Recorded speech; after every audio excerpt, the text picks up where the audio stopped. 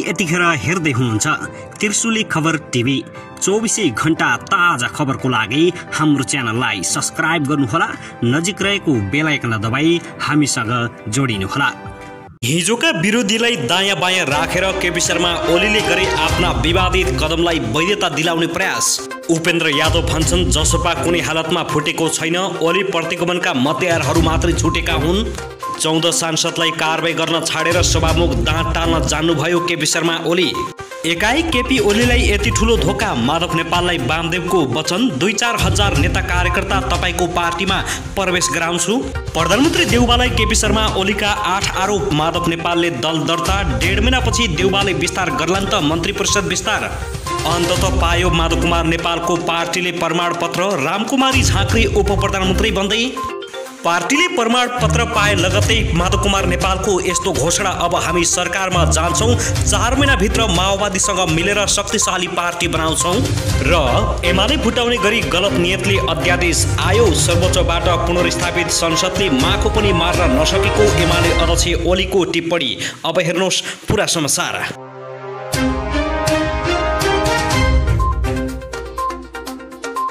दर्शकबिन नमस्कार, तपाईहरुलाई हार्दिक स्वागत छ हाम्रो च्यानल त्रिशुली खबर टिभीमा। यदि हाम्रो च्यानललाई अहिलेसम्म सब्स्क्राइब गर्नुभएको छैन भने सब्स्क्राइब गरी नजिक रहेको बेल आइकन दबाई हामीसँग जोडिनुहोला। दर्शकबिन फेरि पनि हामी तपाईहरुमाझ निकै महत्त्वपूर्ण खबरका साथ उपस्थित भइसकेका छौं। यो भिडियोलाई अन्तिमसम्म हेरी हामीलाई साथ दिनुहोला। दर्शकबिन हाम्रो मेहनतको लागि एउटा सानो लाइक गर्न भने नभुल्नुहोला। दर्शकबिन अब लागौं पहिलो खबरतर्फ।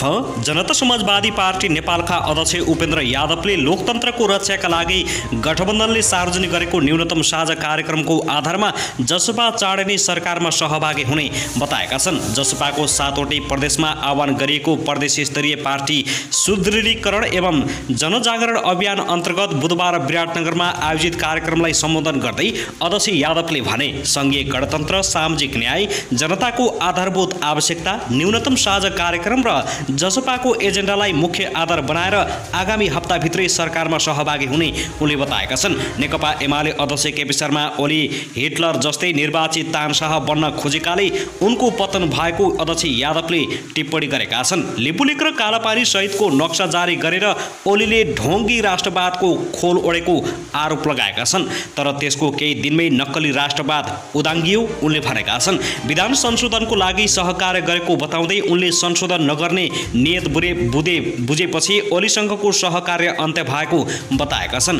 ओलीको तानशाही सपना चकनाचुर पारेर संघीय लोकतान्त्रिक गणतन्त्रलाई दिगो बनाउने काम जसपाले गरेको छ। यो ओलीका लागि पनि फाइदाको कुरा हो। उनको सांसद पद पनि सुरक्षित छ, अध्यक्ष यादवले भनेका छन्। केही बेइमानीहरूले जसपाले थालेको लडाईँको मैदान छाडेर ओलीकै टाङमुनि छिर्ने काम गरेको उनले टिप्पणी गरेका छन्। महन्त ठाकुर एन्ड कम्पनी ओलीकै असंवैधानिक र अवैध कदमको साथ लागेर मन्त्री हुन गए र समाप्त पनि भए। हिजो पनि उनीहरूको दाउ मन्त्री मात्र बन्ने थियो भने आज पनि उनीहरूको चरित्र त्यस्तै देखिएको छ। महन्त ठाकुरलाई प्रधानमन्त्री बनाउँछु भनेपछि मानेका थिए, कांग्रेस पनि सकारात्मक थियो, त्यो सम्भव थियो। तर महन्त हस्ताक्षर गरेको 2 घण्टामै सहमति तोडेर ओलीतिर भागे। अरूको इशारामा ओली पथमा लाग्दा आज बेहाल भएको छ, घर नघाटका भएका छन्।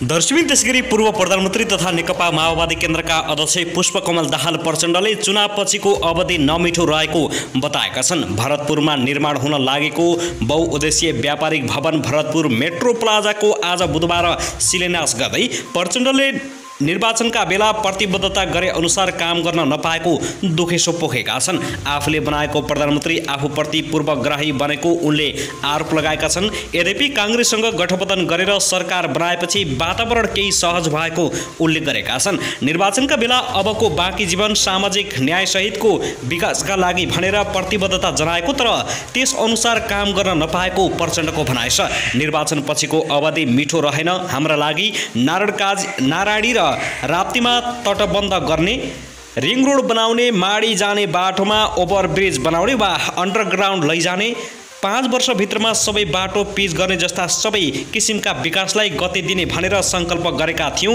बडो मुस्किलले मात्रै यति भयो उनले भनेका छन्। भरतपुरलाई स्मार्ट सिटीको रूपमा विकास गर्ने योजना भए पनि त्यसलाई अघि बढ्न नदिएको उनले ओलीलाई आरोप लगाएका छन्। आफ्नै पार्टीको सरकार थोरै भए पनि चितवनप्रति सकारात्मक भए धेरै क्रान्तिकारी रूपमा विकासका आयोजना अघि बढ्ने थियो उनले भने। पीडाका साथ भनिरहेको छु, हामीले बनाएको प्रधानमन्त्री चितवन र चितवनप्रति निकै नै घृणात्मक देखिन्छन्।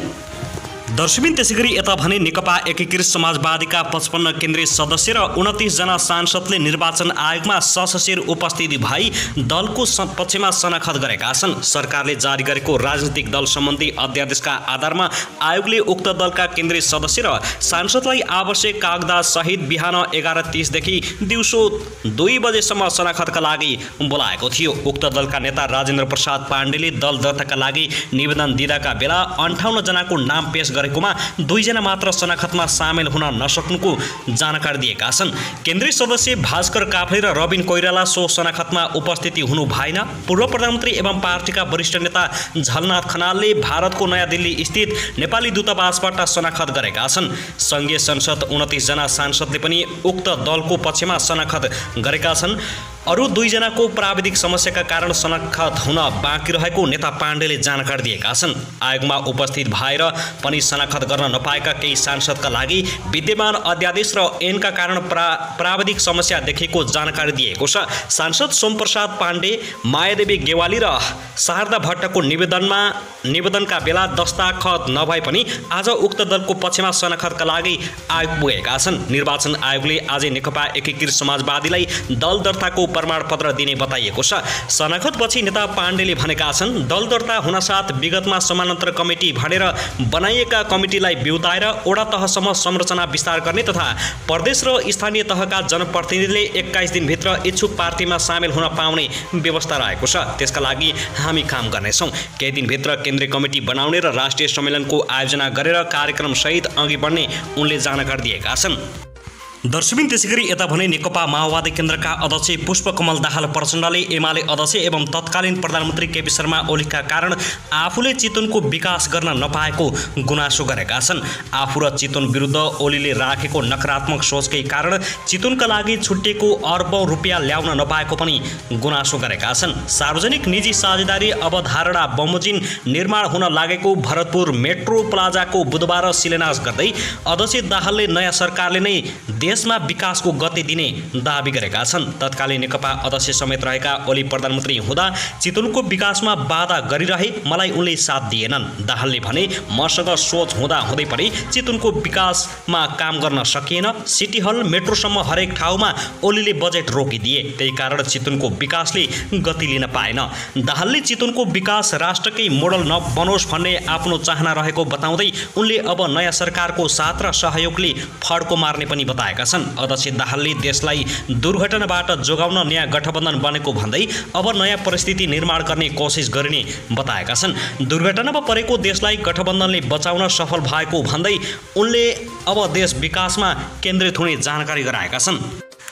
दर्शकबिन त्यसैगरी प्रमुख प्रतिपक्षी दल नेकपा एमालेका अध्यक्ष केपी शर्मा ओलीले सरकारले देश जोगाउनका लागि अध्यादेश ल्याएको भनेर नेकपा माओवादी केन्द्रका अध्यक्ष पुष्पकमल दाहाल प्रचण्डले झुट बोलेको दावी गरेका छन्। उनले अध्यक्ष दाहाललाई देशका अगाडि बेइमानी कुरा नगर्न पनि ठाडो चेतावनी दिएका छन्। बुधबार देशको पछिल्लो राजनीतिक घटनाक्रम लगायतका विषयमा पत्रकार सम्मेलन गरी उनले आफूले पहिला जारी गरेको अध्यादेश र अहिले सरकारले जारी गरेको अध्यादेशको उद्देश्य र मनसाय नै फरक बताएका छन्। एमाले पार्टी फुटाउनका लागि ल्याएको अध्यादेशलाई देश जोगाउनका लागि भन्ने उनले भने, पहिले आफूले जारी गरेको अध्यादेश र अहिले जारी गरिएको अध्यादेशमा उद्देश्य मनसायमा फरक छ। सरकारले अनुचित बाटोबाट कानुन निर्माण गरेर प्रतिपक्ष पार्टी फुटाउने कार्य अनैतिक हो, यो अनैतिक कार्य होइन भन्दै उनले प्रश्न गरेका छन्। अध्यक्ष ओलीले वर्तमान सरकारले कामै नगर्ने दाबी समेत गरेका छन्। आफ्नो नेतृत्वको सरकारलाई कामै गर्न नदिएको बताउँदै उनले वर्तमान सरकार विकास निर्माणको काम ठप्प पारेको आरोप लगाएका छन्। उनले दीर्घकालीन आयोजनाहरूको काम अघि नबढाउन सरकारले परिपत्र गरेको उल्लेख गर्दै आक्रोश पोखेका थिए। उनले मेलम्ची खानेपानीको आयोजना आयोजना आगामी वैशाखभित्र काठमाडौँ ल्याउने कुरा गरे पनि सरकारले सोही अनुसारको काम अघि बढाउन नसकेको बताएका छन्। पत्रकार सम्मेलनमा सम्बोधन गर्दै हिजो सरकारले काम गर्न दिएन, काम गर्न पनि पाइएन धेरै। अहिलेको सरकार काम गर्दैन, भत्काउने काम गरिरहेको छ, बिगार्ने काम गर्दैछ।